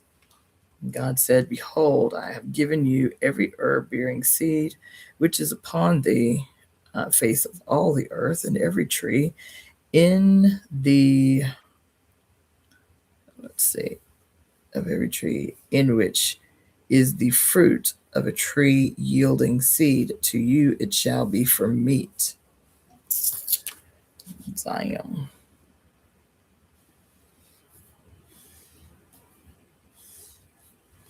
And God saw everything that he had made, and behold, it was very good. And the evening and the morning were the sixth day. Oh, excuse me. Thus the heavens and the earth were finished, and all the host of them. And on the seventh day, God ended his work which he had made, and he rested on the seventh day from all his work which he had made. God blessed the seventh day and sanctified it, because that in it he had rested from all his work which God created and made. These are the generations of the heavens. These are the generations of the heavens and of the earth when they were created in the day that the Lord God made the earth and the heavens.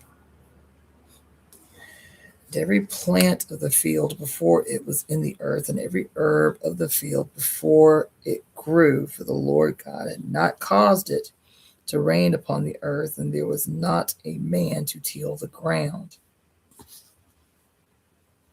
Okay.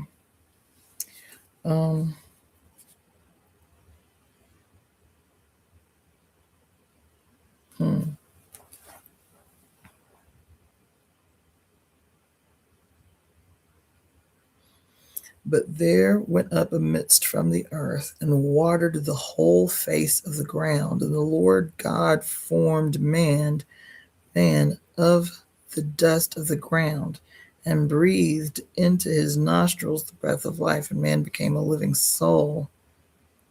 And the Lord God planted the gardens eastward in Eden, and there he put the man whom he had formed. And out of the ground made the Lord to grow every tree that was pleasant to the sight and good for food, and the tree of life also in the midst of the garden, and the tree of knowledge of good and evil.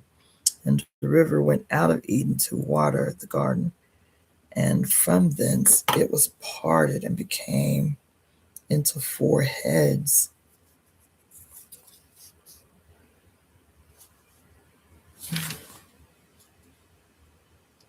Okay. Oh, man. Okay. So the first thing is these things that I never even noticed before. But the first thing is when he talks about these divisions, and then after each one, he talks about the time, the day. He says, and the evening and the morning were the second day. And remember, we were talking about the calendar. As a matter of fact, we were talking about over here. It's cold again. Damn. We were talking about it here. Remember, we were talking last week about how, let me look at this way. Okay. About, oh, do I have it upside down? I think I do. Yeah. About how this infinity symbol, right? We started out this way, but looking at it this way too, right? You have the crossroads, right? The proverbial crossroads, which is also where the heart lives, the heart resides. Why? Because the heart is considered the messenger between the earthly chakras and the heavenly chakras, right? And the earth also represents the horizon. We as the bridge between earth and heaven. Okay. And so, and I also was saying that this X marks the spot, if you will, is also representative. It's representative of your heart. It's representative of the horizon, but it's also representative of your mother's open vagina. Yes, it is. It's your mama's open vagina at the time that she gives birth to you, right? It is because she becomes the bridge between your ancestors and your progeny, right? Your past and your future, right? You as the tree. Okay. Well, remember I was telling you the story about the reason that the story about um, um, um, Horus and Set had to be what it is: good guy, bad guy, the wonderful light of the world, and the evil um, progenitor of the dark, evil underworld, right? But it's always based on the fact that we always start with the son's birth story. So he is born, right? He dies. Uh, let's see. Yeah, he dies on the cross, right? He descends into the underworld, and then he is resurrected or born again. And the reason that the story had to change this way, everything, the time, the calendar, everything had to change to support the story that centered the birth of the sun/son, is because in ancient Egypt, and so as a matter of fact, in Islam and in Judaism today, the setting sun is still acknowledged as the beginning of the new day. But this does not represent a death and descent of the sun into the underworld. This represents the necessary seeding of the sun and the gestation, pregnancy of the sun until the sun is born again. See?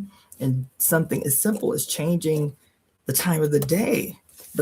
But I never even noticed this until tonight. But the Bible literally says it right here. It says it 6 times. That the evening and the morning was the first day, right? That the first day was the evening. What is the evening? The sun going behind the earth, the sun looking like it's going into the earth, and then traversing, and then the morning is when the sun is born. This is the first day. It says it right here 6 times.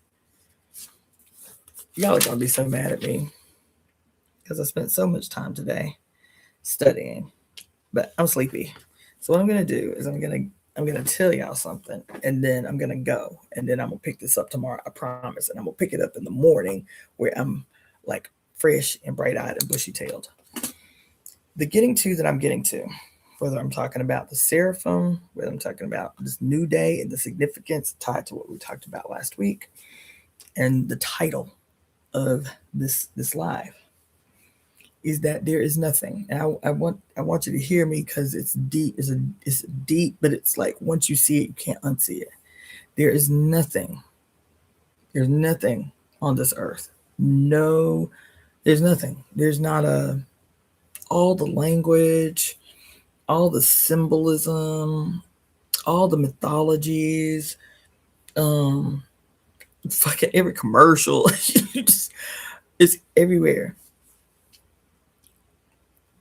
Your mother's existence on this planet, your mother's existence on this planet, every aspect of her life in the early primordial stages, every aspect of her life is the ceremony that has been stolen, is the rights that are constantly being pushed in our face in an inverted presentation. Listen, every word you say when you talk about Jesus is an outright inversion of your mother's story. Every single one. Why do you have to be delivered? Well, that's the only way you can be born, is to be delivered. Why do you have? I think I'm having a breakthrough. I think I'm having a breakthrough. Breaking through what? From the unseen to the seen. I think I'm having a breakthrough. What is your very first experience? Having a breakthrough, going from the unseen to the seen. Is breaking through what? Your mama. Breaking through her little resistant pubic symphysis. Mm-hmm. Yep. What's another one? Um, uh, um, Illumination, enlightenment. We've already all experienced, every last person alive has already experienced enlightenment. You chasing enlightenment, enlightenment, enlightenment, enlightenment. But you already experienced enlightenment. And not only have you already experienced enlightenment, your body, your flesh, which ties you to your mother, is constantly trying to remind you not only that you already experienced enlightenment, but it is yours for the taking. Why does she do that? How does she do that? She does that every night when you close your eyes and go into the land of dark, the land of dreams, and then you are enlightened and illuminated once again every morning when you open your eyes to perceive the sun. Yeah.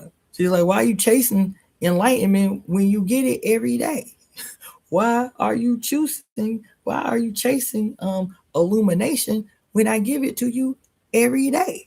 Like, what are y'all talking about? Y'all chasing enlightenment. You trying to accomplish enlightenment. Like, what y'all talking about? Like I was telling y'all the story about what's her name, Maria Sabina, when the Mexican healer who was using psychedelic mushrooms to heal people and shit. She said all these white people started coming down here, and all these white people kept talking about, we came down here to see God. We came down here to see God. And she was like, damn, well, where God went? Like, what y'all mean y'all came down here to find God? And I never knew he went nowhere, right? Yeah. So anyway, yes. Enlightenment you've already experienced. You experience it every single day. Every single day that your eyes wake up and perceive the new day, perceive the new world, perceive the new opportunities, perceive the new sun. Guess what? You have been illuminated. You have been enlightened. The breakthrough that you always looking for, it's there, but you already did it, right? What's another one y'all be using? When you go through the like technical language of like the church, when you go through the technical language of like what their garments consist of, it's everywhere. It's everywhere, right? So when I say start at the beginning to get to the answers that you need right now, which is what? Primarily us having focus since since December 21 on this deep dive with the planet Saturn and how to liberate her image, like how to liberate her in a way that is obvious to everyone, right? The language is going to be a big one, and understanding the symbols that you're looking at, right? And I'm not being metaphorical. That's the other thing I really want to struggle for is I'm not being metaphorical when I talk about your mother as God, like every single one of our mothers as God. And not only that, how every single story that we have read about these periods supposedly in history where the son betrays the mother, where the son rises up against the mother, right? She keeps telling him in every culture, she keeps telling him the same thing over and over again. Why are you trying to rebel against me when when you are me? You don't have to rebel against me. Like, you have all the power that I have. That's what she said. That's what Anna told, I think, Inky or N. Why are you bucking against me? I ain't trying to hold you down. You literally have all the power that I have. Why you fronting on me? Why you giving me an attitude? Why you plotting and scheming against your mama when the genius that you are is a consequence of me? It's a consequence of my existence. My existence is what guaranteed the flourishing of your genius. Why you got a problem with me? Why you bucking against me? And so here we are. And when I tell you there is nothing, there is nothing that we say that is an inversion of the story. And to deepen that, the reason that we have to, quote, go back to the beginning and first, not just move past the beginning like flippantly, go back to the beginning in a way that helps us to see and accept, because we can't go no further. Once we go back to the beginning, you feel me? We can't. Where's that? Once we go back to the beginning, we can't move past it. Once we go back to the beginning, there has to be a consensus. Do we agree with this? Is this what we actually looking at? Do we agree with this?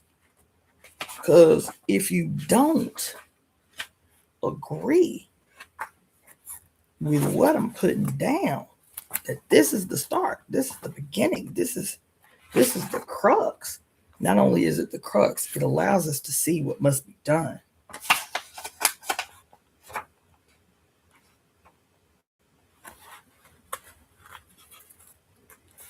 And I'll be honest, there's this so much is just coming through, but there's this other thing where it's one of the other rabbit holes I've gotten off on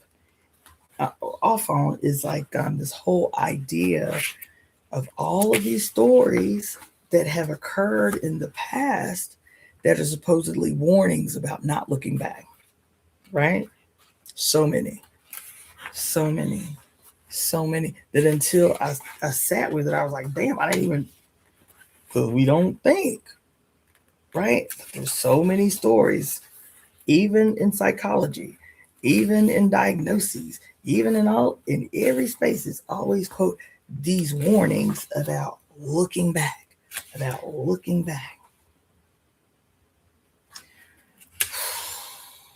Man, some of a page. All right.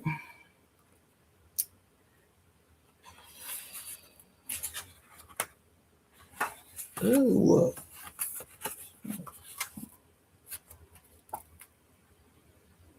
So many stories about not looking back. The first one I can think of is about Sodom and Gomorrah, right? About how they have to leave the village. They have to leave the village because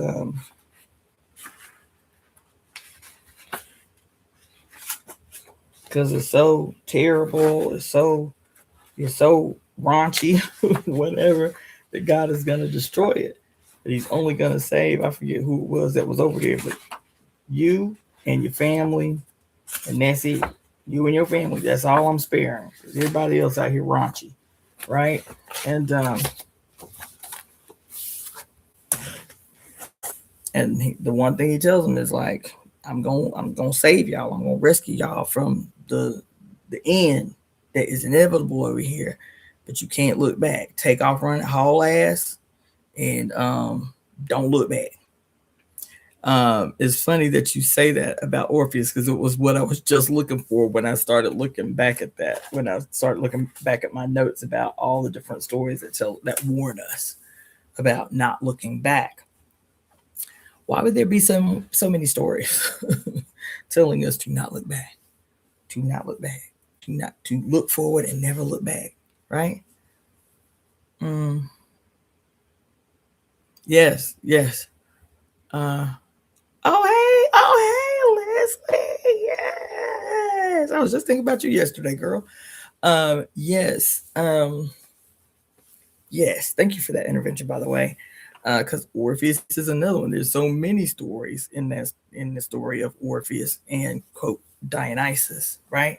But yes, that's like, you know what I'm saying? And then Sodom and Gomorrah, the woman who was born and raised there, she's like, but this is my home. What you mean? We just got to take off into the night. We can't look back. And as soon as she looked back, poof, she turned into a pillar of salt, right? Why so many horror stories about the dangers of looking back? Because of what Mary Daly was telling us in Pure Lust, the greatest enemy of the patriarchy is our ability to recall the past, to remember our past. And that's why they constantly cast a global spell of amnesia. Isn't that what she said?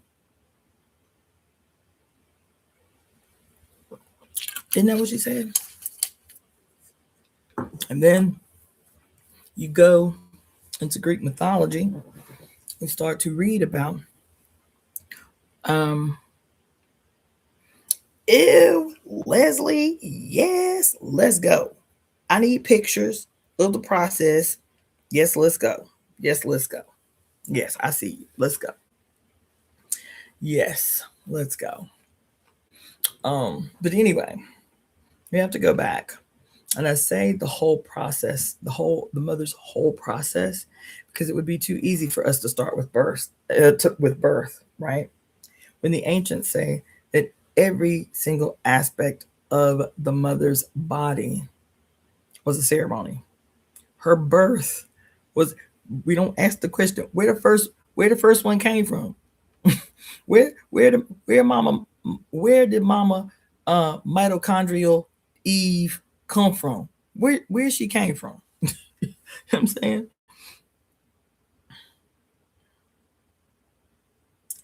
Um, I I don't know. My phone died. Royal gets it. I will have to check. Once my phone gets some juice, I'm sure it's fine. I'll email you. Email me so I can email you and let you know whether I got it or not. PayPal's fine. I know there's some of y'all out of the country. That's the only way you can make a donation. That's cool with me. I just the two crackers that own it. I'm really trying to I'm really trying to sever ties with these niggas. You feel me? Like um PayPal is still okay. I'll check. PayPal is still Elon Musk and Peter Thiel. So I'm as quick as I humanly can. I'm trying to sever ties with these punk ass motherfuckers. You feel me? But I get it, and I'm gonna check and let you know. Real gets it. So where where did Mama mitochondrial Eve come from? Was she an alien? Was she did y'all ever see the scary movie Prometheus? And Prometheus was like an alien that came to Earth long time ago. And like as the self-sacrificing, see that theme that's always ever present, as the self-sacrificing one that comes to Earth to make sure that the Earth gets seeded in the very first scene of the movie. It's this weird looking humanoid alien white guy looking thing, and he surveys the terrain of this new planet, and he causes himself to like disintegrate into this black stuff, and then goes into the rivers and out to the sea or whatever. And supposedly this is how Earth came to be, right? Is Prometheus coming to the Earth as the self-sacrificing son to spread his jizz all over the planet or whatever, right? Well, um, who was Eve? Who was Mama mitochondrial Eve? Where she came from? Right? We always say that we all are the descendants of the first among us, which was the jet black, butt naked mitochondrial Eve that emerged in sub-Saharan Africa, right? But where she came from, right? So that's one question. Second question is, once she started to spontaneously uh, self-clone, once she began to replicate herself through acts of parthenogenesis, asexual recreation and reproduction, and little versions of her started to emerge from her body, and then over many years, she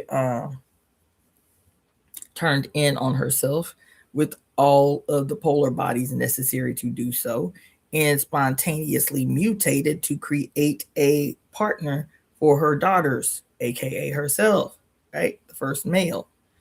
And once the first male came to be, but the females and the males were still animalistic, and the females were moving on an estrous cycle, right?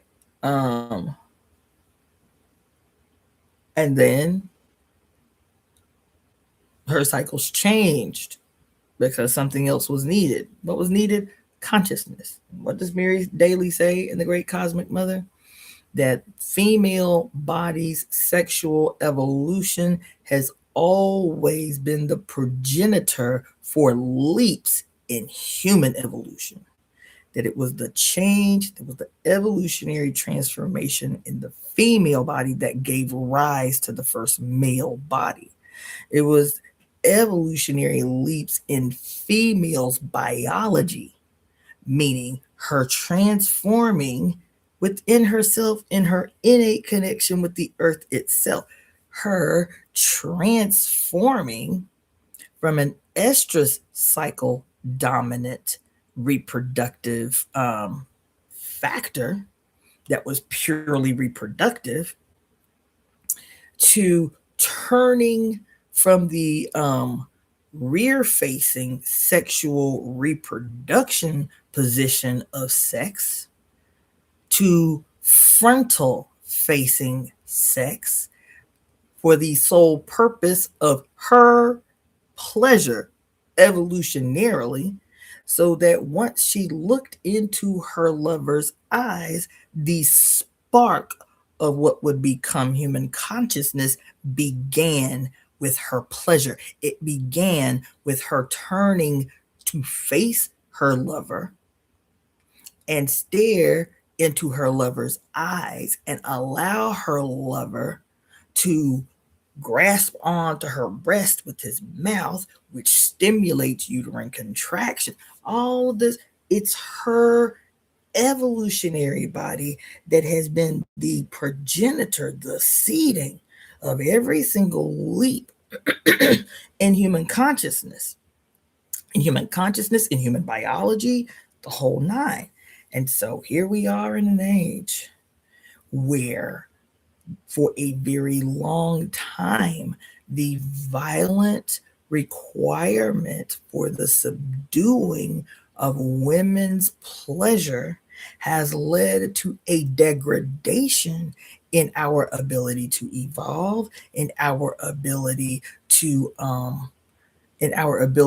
evolve sexually, in our ability to evolve emotionally, in our ability to evolve consciously, in our ability to become one in her in the acts of ecstasy. What was required for this removal and this subduing? Mass rape, emotional rape, physical rape, economic rape.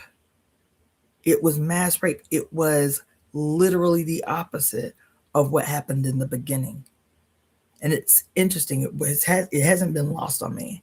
There's a famous sculpture and a famous painting of the like called the ecstasy of Saint Teresa. The ecstasy of Saint Teresa, and the image both of of the of the sculpture and of the painting is an image sunburst big behind Saint Mary. She's a nun. And she's laying like this, right? And on top of her, almost mounting her, like almost sexually looking, mounting her. I forget which archangel it is, but it's an angel holding a fiery arrow. The fiery arrow is aiming towards her heart. The ecstasy of Saint Teresa is to be stabbed in the heart with a fiery arrow.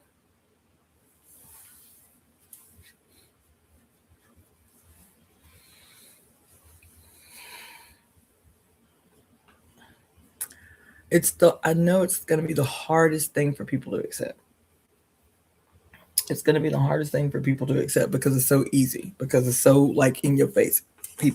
People be like, it's too easy. It's too easy for me to believe this. It's too easy for this to be real. It's got to be hard. That yes, yes.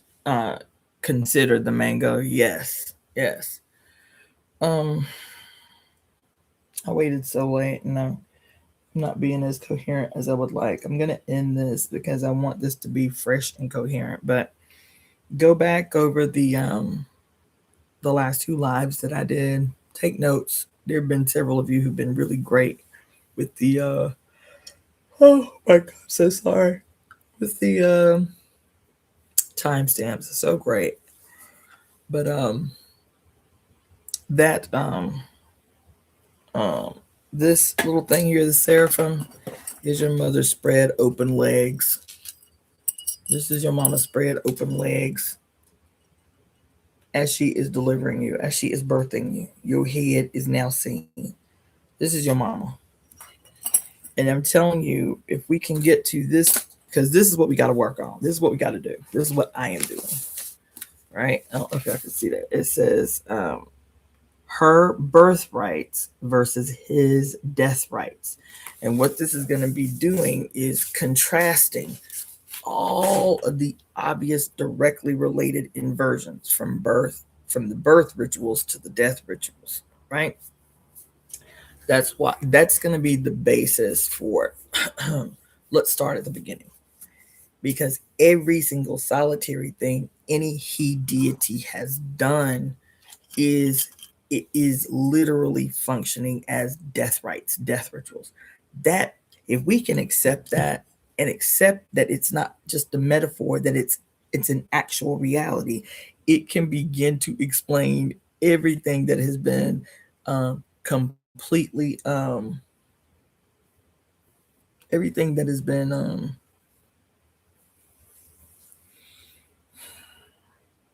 made so difficult to understand. Why, with as much money as the United States of America has, is there no adequate health care? Is um, our schools toxic? Institutions of learning toxic? Why is medicine toxic? Why is, what should be a justice system that's based on fairness and this and that? Why is it so flawed and tilted in a way that guarantees the outcome, which is people being incarcerated and being worked for free? Mm. Why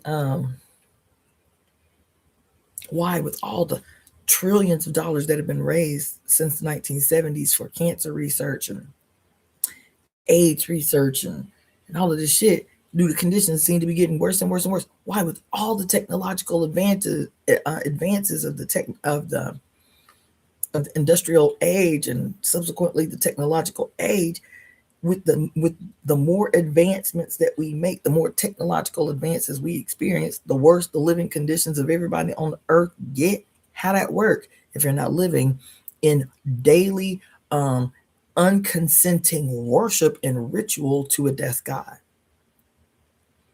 Everything.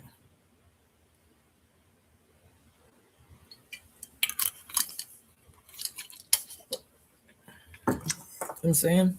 So that's what we got to work through. We got to I think that's the thing that's got me stalemated, is we've got to make it plain. It can't be deep, and it's got to be plain and simple. These are your mama's birthrights. These are the son gone rogue. This is what he thinks birth looks like. This is all death rights, mimicking the birthrights. You feel me? So anyway, I'm gonna get up off here. I'm fading.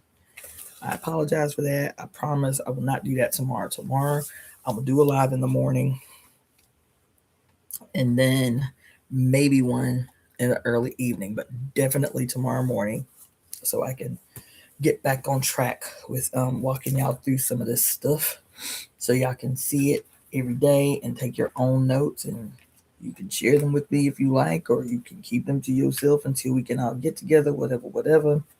But I'll be on here in the morning. All right. Damn, I've been on here a long time. I don't feel like I've been on here that long, like little 2 hours. All right. Well, I'll see y'all in the morning. Peace. Have great dreams. My dreams have been out of control for the last 5 days. Oh my God. Plus, the full moon is coming up next Sunday, I think. I think it's next Sunday.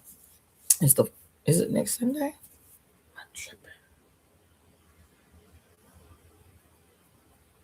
I think it's next Sunday. It's the full moon.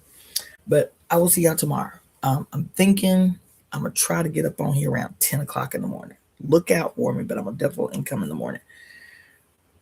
Great dreams.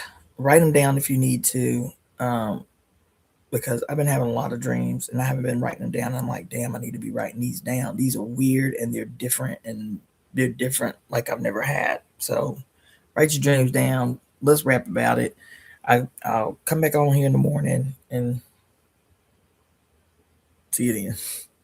Take care. Bye, everybody.